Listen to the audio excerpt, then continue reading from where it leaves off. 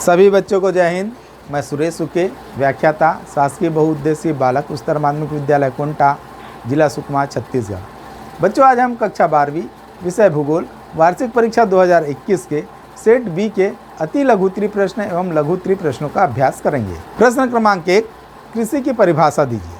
उत्तर, भूमि की जुताई करके, बुआई करके, बीज उगाने, अन्न उगाने की प्रक्रिया को कृषि कहते हैं। प्रश्न क्रमांक 2, पशु आधारित दो उद्योगों के नाम लिखिए।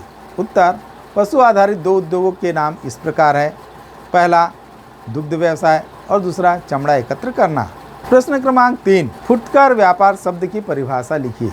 उत्तर, विभिन्न प्रकार का सामान ग्राहकों को एक ही दुकान में उपलब्ध कराना फुटकर व्यापार कहलाता है। इसमें दैनिक उपयोग की वस्तुओं अथवा व्यापारिक वस्तुओं की थोड़ी मात्रा में खरीदी बिक्री की जाती है। प्रश्न क्रमांक 4, सन 2011 की जनगणना के अनुसार भारत के किस राज्य में जनसंख्या का घनत्व सबसे कम है? उत्तर, सन 2011 की जनगणना के अनुसार अरुणाचल प्रदेश में जनसंख्या का घनत्व सबसे कम है। प्रश्न क्रमांक 5, मुंबई हाई किसके लिए विख्यात है? उत्तर, मुंबई हाई अरब सागर में स्थित पेट्रोलियम उत्पाद केंद्र है। यहाँ सागर सम्राट केंद्र से पेट्रोलियम निकाला जाता है।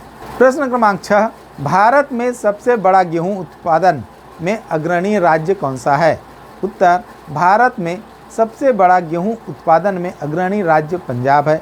प्रति हेक्टेयर 4000 किलोग्राम गेहूं उत्पादन किया जाता है। प्रश्न क्रमांक 7, भूमिगत जल स्तर किसे कहते हैं? उत्तर, वर्षा का जल कुछ तो नदी नालों में बह जाता है, कुछ भूमि में पेड़ पौधे वनस्पतियों के माध्यम से चला जाता है। वर्षा का जो जल भूमि के अंदर जाता है वही भूमिगत जल स्तर को बढ़ाता है। पृथ्वी के गर्भ में जो जल की मात्रा होती है उसे ही भूमिगत जल स्तर कहते हैं। प्रश्न क्रमांक 8, विश्व व्यापार संगठन के आधारभूत कार्य कौन कौन से है? उत्तर, विश्व व्यापार संगठन का कार्य उच्च सीमा शुल्क और विभिन्न प्रकार की अन्य बाधाओं को दूर करने के नियम बनाना और उन नियमों का पालन कराना। इसके सदस्य देशों के मध्य यह विवादों का निपटारा करता है। दूरसंचार और बैंकिंग सेवाओं के कार्यों को भी अपने कार्यों में सम्मिलित कर पूर्ण करता है। प्रश्न क्रमांक 9, चावल प्रधान गहन निर्वहन कृषि की विशेषता लिखिए। उत्तर, चावल प्रधान गहन निर्वहन कृषि, इसमें चावल सबसे महत्वपूर्ण फसल होती है। इसके मुख्य लक्षण इस प्रकार हैं। पहला, उच्च जनसंख्या घनत्व के कारण खेतों का आकार छोटा होता है। दूसरा, भूमि का गहन उपयोग होता है। तीसरा, कृषि का समस्त कार्य कृषक तथा उसके परिवार के सदस्य करते हैं। चौथा, मशीनों का प्रयोग बहुत कम होता है। पांचवा, मिट्टी की उर्वरता को बनाए रखने के लिए पशुओं के गोबर की खाद तथा हरी खाद का उपयोग होता है। छठवां, प्रति इकाई उत्पादन अधिक परंतु प्रति कृषक उत्पादन कम होता है। प्रश्न क्रमांक 10, कैनेडियन पैसिफिक रेल मार्ग पर टिप्पणी लिखिए।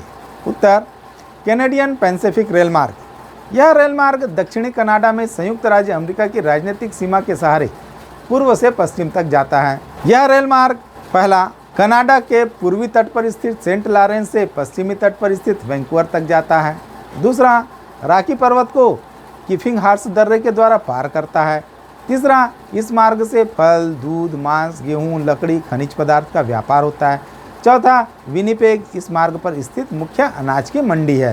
प्रश्न क्रमांक 10, स्वेज नहर और पनामा नहर में अंतर लिखिए। उत्तर, स्वेज नहर और पनामा नहर में अंतर इस प्रकार है। अंतर 1, स्वेज नहर मिस्र देश के अधिकार में है, जबकि पनामा नहर संयुक्त राज्य अमेरिका के अधिकार क्षेत्र में है। अंतर 2, स्वेज नहर भूमध्य सागर को लाल सागर से जोड़ती है, जबकि पनामा नहर अटलांटिक महासागर को प्रशांत महासागर से जोड़ती है। अंतर 3, स्वेज नहर यह 165 किलोमीटर लंबी, 65 मीटर चौड़ी और 11 मीटर गहरी है, जबकि पनामा नहर इसकी लंबाई 80 किलोमीटर, चौड़ाई 90 मीटर और गहराई 12 मीटर है। अंतर 4, स्वेज नहर समतल मैदान में होने के कारण इसको बनाने में कम खर्च हुआ, जबकि पनामा नहर इसे पठारी भूमि पर बनाने के कारण बहुत अधिक खर्च हुआ। अंतर 5, स्वेज नहर, इस नहर को यात्री एवं माल का किराया पर्याप्त मिलता है क्योंकि आसपास घनी आबादी है, जबकि पनामा नहर पठारी एवं कम आबादी वाले क्षेत्र में होने के कारण यात्री एवं माल का किराया कम मिलता है। प्रश्न क्रमांक 11, वृत्ताकार प्रतिरूप को समझाइए। उत्तर, वृत्ताकार प्रतिरूप झील या तालाब के चारों ओर किनारे किनारे बस्ती बस जाती है, जिससे गांव का प्रतिरूप गोलाकार हो जाता है। वृत्ताकार प्रतिरूप की विशेषताएं, पहला, जल क्षेत्र के पास मानव निवास होता है। दूसरा, जल आधारित उद्योग विकसित होते हैं। प्रश्न क्रमांक 12, प्रवास के प्रभावों का वर्णन कीजिए। उत्तर, प्रवास प्रायः बेहतर सुविधाओं के लिए होता है। प्रवास के अनेक प्रभाव होते हैं जिन्हें कई रूपों में समझाया जा सकता है। पहला, आर्थिक प्रभाव। थॉमस के अनुसार स्थान परिवर्तन करने वाले प्रायः बलिष्ठ या नौजवान ही होते हैं, जबकि बाल, वृद्ध तथा दुर्बल आदि सभी पीछे रह जाते हैं।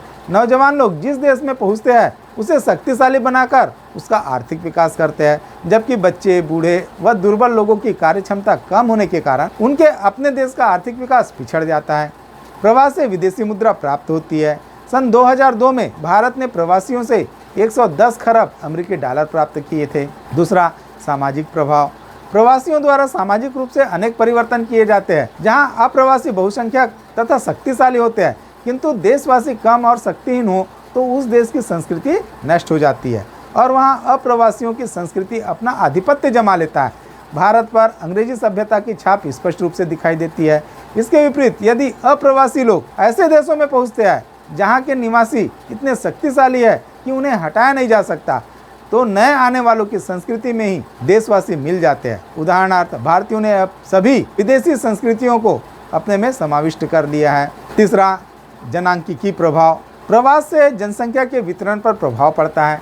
जहां से लोग प्रवास करके जाते हैं वहां जनसंख्या कम हो जाती है, जबकि अपने गंतव्य स्थान पर पहुंचकर वहां की जनसंख्या बढ़ाते हैं। इससे जनांकीय संगठन पर प्रतिकूल प्रभाव पड़ता है, क्योंकि प्रवास में ग्रामीण क्षेत्रों से युवा, कुशल एवं दक्ष लोग नगरीय क्षेत्रों में प्रवास कर जाते हैं।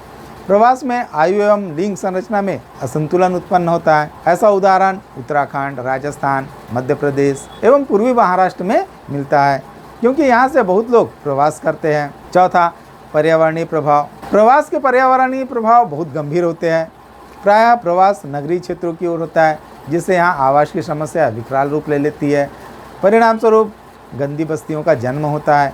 इन बस्तियों में रहने वाले लोग गंदगी को बढ़ाते हैं, जिससे पर्यावरणीय क्षति होती है। नगरीय क्षेत्रों में जनसंख्या वृद्धि से अनेकानेक समस्याएं उत्पन्न होती है। प्रश्न क्रमांक 13, पिछड़े क्षेत्रों के विकास के लिए गठित राष्ट्रीय समिति ने पहाड़ी क्षेत्रों के विकास के लिए कौन कौन से सुझाव दिए? उत्तर, राष्ट्रीय समिति ने पहाड़ी क्षेत्रों के विकास के लिए इस प्रकार सुझाव दिए। पहला, विकास का लाभ सबको मिले, व्यक्ति विशेष तक सीमित न हो। दूसरा, स्थानीय संसाधनों और प्रतिभाओं का विकास हो। तीसरा, लोगों के जीवन निर्वाह के साधन अर्थव्यवस्था उन्मुखी हो। चौथा, अंतर्राज्यीय व्यापार में पिछड़े क्षेत्रों का शोषण न हो।